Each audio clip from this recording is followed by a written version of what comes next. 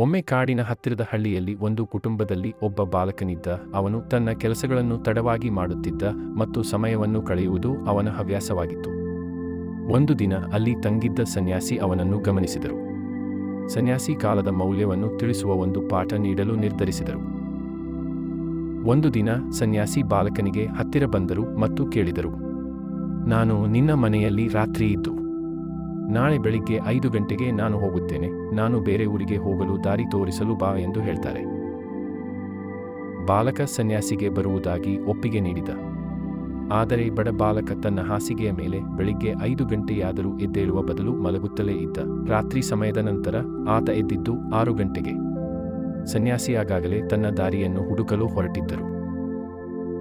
ಬಾಲಕನಿಗೆ ನೆನಪಾಗುತ್ತೆ, ತಾನು ಸನ್ಯಾಸಿಗೆ ದಾರಿ ತೋರುವುದಾಗಿ ಹೇಳಿದ್ದೆ ಎಂಬುದು ನೆನಪಾಗಿ ಅವನ ತಪ್ಪನ್ನು ಅರಿತುಕೊಂಡು ಸನ್ಯಾಸಿಯ ಹತ್ತಿರ ಓಡುತ್ತಾ ಹೋದ.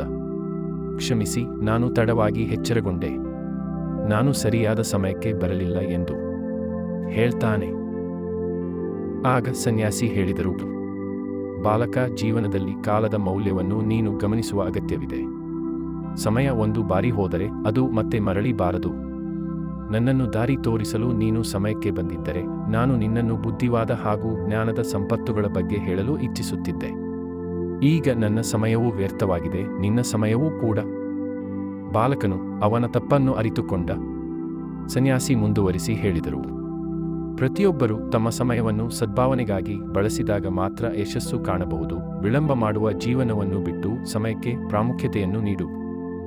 ಬಾಲಕ ಆ ದಿನದಿಂದ ತನ್ನ ಜೀವನವನ್ನು ಬದಲಾಯಿಸಲು ನಿರ್ಧರಿಸಿದ. ಅವನು ಎಲ್ಲ ಕೆಲಸಗಳನ್ನು ಸಮಯಕ್ಕೆ ಸರಿಯಾಗಿ ಮಾಡಲು ಆರಂಭಿಸಿದ. ಕಾಲವು ಬಹಳ ಅಮೂಲ್ಯವಾದದ್ದು. ನಮ್ಮ ಸಮಯವನ್ನು ಕಳೆದು ಹೋಗಲು ಬಿಡದೆ ಪ್ರತಿಯೊಂದು ಕ್ಷಣವನ್ನು ಸರಿಯಾದ ರೀತಿಯಲ್ಲಿ ಬಳಸಬೇಕು. ಸಮಯಕ್ಕೆ ಮೌಲ್ಯ ನೀಡುವವನೇ ಯಶಸ್ಸು.